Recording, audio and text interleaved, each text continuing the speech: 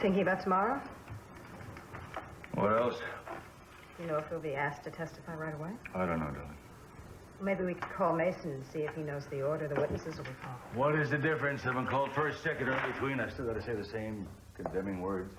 I got to tell the judge and the jury that Elena told me the crew shot her. And they got to look across the courtroom. I can see my daughter, how much pain I'm causing her. The trial's not going to be easy. She's more prepared than you think she is. Maybe. But I feel like a traitor. She doesn't look at it that way. God, I feel so alone in all of this. I can see that you do, and at the risk of making it worse, you've brought it on by yourself. What does that mean? You say you're alone, and it's no wonder because you've gone out of your way to keep yourself away from all of us. Your silence has shut me out, shut out the people who love you. Please, for Pete's sake, please. Cece, you're hurting us.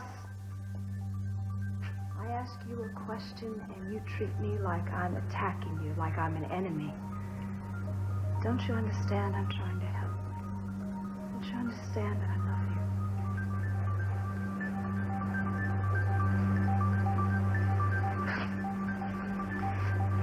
I love you, too.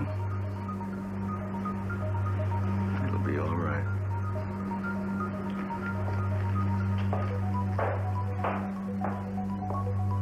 Here now. Who the hell is at the cemetery? My assistant. His name is Petrarski. I just wanted to double check on how long he wanted us to watch the place. I want you to watch it as long as it takes. I want a record of everything and everyone who shows up at Elena Nicholas's graveside. You understand? Yes. And if a woman with a veil shows up, I want to know immediately. You've been very clear on that. And I want you to follow her immediately. That's absolutely essential. Do you understand? Yes. Good. You know what to do.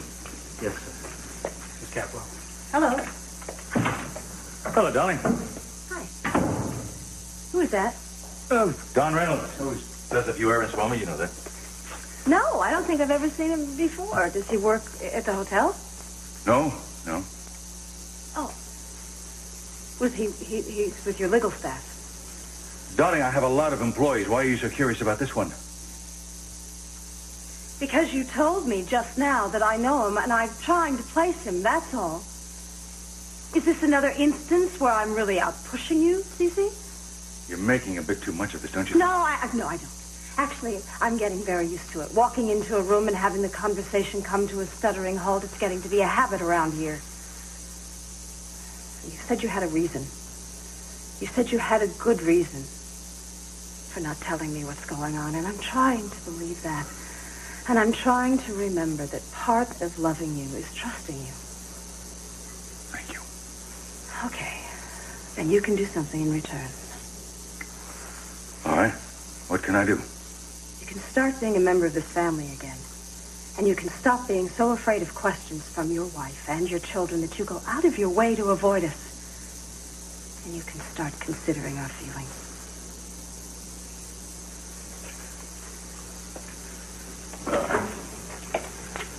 There's one thing I want you to keep in mind.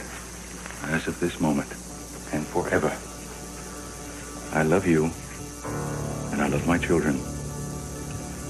And whatever I'm doing for my family is for their good. And that you have to believe. If it's all for the good, I just feel so bad. You can bring the car around now, thank you. Are you going somewhere? Yes, I am going somewhere, Cece. I'm going to the charity dinner that I told you 3 days ago we couldn't cancel. I'm sorry, darling. It slipped my mind. I reminded you of it this morning. You looked right at me. Silly of me to think that you were listening. Sophia. You know, I'm trying very hard. I really am. But for the life of me, I cannot understand why when something's bothering you that you push me away. But I'm not going to ask again what it is. I'm not going to ask for an explanation. The only thing I want is for you to treat me like I'm alive. Forgive me, please. It's just getting out of hand. Well, I think that's putting it a little mildly. Sophia, please don't go.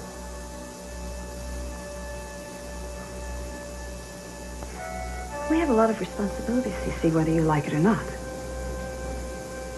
And I think at least one of us has to carry them through.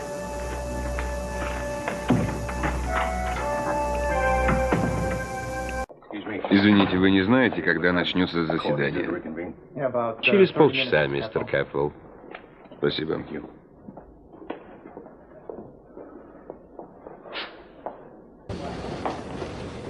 I'm going to ask you one more time. Would you tell me what's upsetting you so much? Nothing's upsetting me. I'm Don't fine. patronize me. You're going through hell and it gets worse every day. It's the trial. It's not the trial, Cece. I know when you're hiding things and you're in constant touch with those men you hired.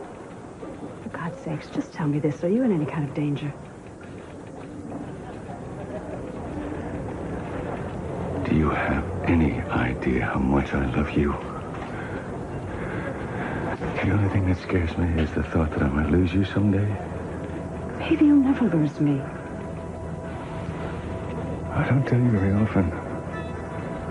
But I know how lucky I am. Because when you came back, I found the love I thought I lost forever. I don't intend to take that chance again.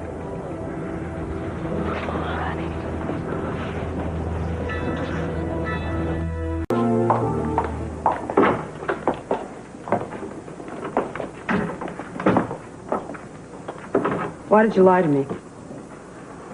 I wouldn't think that Dewberry Arms was Pamela's style. I suggest we discuss this later. Oh, maybe it's one of her styles. You could have found her someplace nicer, like the guest house, the room next to ours. Had nothing to do with her coming back. Do you What does it understand have me? to do with her staying? Nothing, Sophia. I swear to you, nothing. You know, what's really strange is maybe we're both lying. I kept begging you to help me understand, but I probably knew. I would have known if it wasn't so preposterous.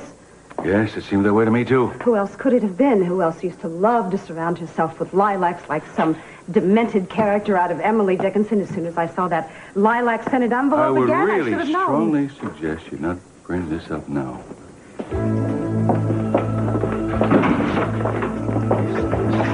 The biggest mistake of your life.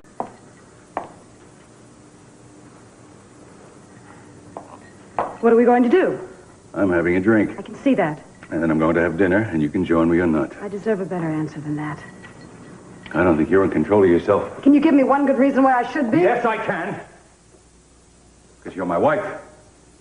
And Pamela's not. And I refuse to apologize if I didn't do anything wrong. You make it sound like I'm accusing you of having an affair. Should I? You should hear yourself. No, you should hear me, but you won't. So how the hell am I going to get you to talk to me? All right, I lied. Of course I lied. I'm glad I lied. I could have been listening to this for a month. A month? You've known about this for a month? What the hell does it matter? I have another ex-wife, you know. Gina, she lives in this town. I could have been doing some things on the sly with her, couldn't I? As a matter of fact, I do run into her every once in a while. I don't always mention it to you. I usually don't. Should that get you up in arms also? I hope you don't expect me to dignify all of that with an answer. But number one, Gina's address is not the grave. Oh, excuse me, but I don't think it's my fault that Pamela checked out of the great beyond. When they write my biography, it'll be called The Man Whose Wives Never Die. I cannot believe the way you are forcing yourself to be so blasé about Will this. you believe it? Because I saw this coming, and I'm going to weather it any way I can. I suggest you do the same. And you listen to me. The way I feel has nothing to do with the fact that you were married to Pamela at one time.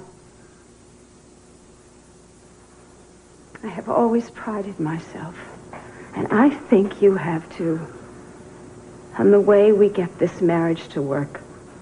With all the disagreements we have about everything from business to child rearing, we rant and we rave, but we get it said and we sleep in the same bed at night. And that's the way it works. And that's the way I want it. But I believe that if we start hiding things and holding things back and telling little lies, we are at the beginning of the end. Just you wait a minute. Let's not take this on a high moral ground with me here. Let's be honest for a little while. The fact of the matter is, if Pamela sent out announcements about her imminent return to life, it wouldn't matter because it is Pamela. Period. And that's what makes it different. I love you. I cherish you. I chose you. I threw that woman out in the street, or as close as I could get, but you never believed that I chose freely. Because you held back. And you hid things. And you did a little lying to keep us apart. Baby, it wasn't necessary. Don't you understand? If she'd come through that door with a battering ram, I would have loved you and married you.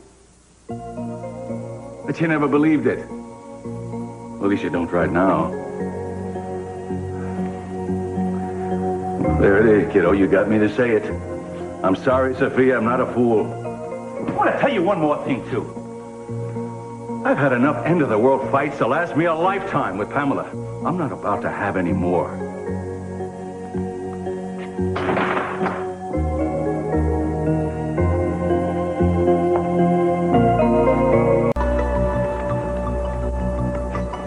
I didn't hear you come in. Where's Daddy? I don't know, somewhere. I thought we should clear the air. Oh, I'm happy. I'm happy for Jeffrey. I'm happy for everybody. Who's the child here, Mama? How long have you all known that 2 words from her could have Cruz out of jail? What? What do you think I am? Nobody knew, Mother. That's why today was so important. No one knew. I hope to God that you're right. I knew something was wrong at the courthouse. You were looking at me as though I'd committed treason. I mean, Mother, it's not a contest. You're damn right it isn't. You are my mother. She is Jeffrey's mother. Do you have any idea the kind of havoc that woman caused in my life and your father's? Yes, I do. It has been whispered about all my life. Now I'm in love. I'm ready to get married. Now it's my life, and you seem determined to cause havoc in it. Not Pamela, you.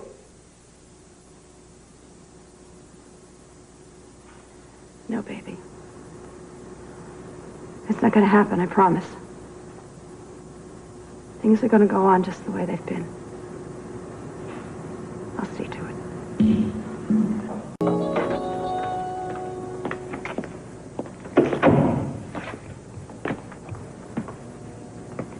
What's your business here? My question exactly. You've been in touch with Cece for a month. Why? Oh, dear. Must have been hell to pay. But he does adore you so. Every word is music in his ear. You've threatened him with something, haven't you? What is it? You've been up to your old tricks again, haven't you?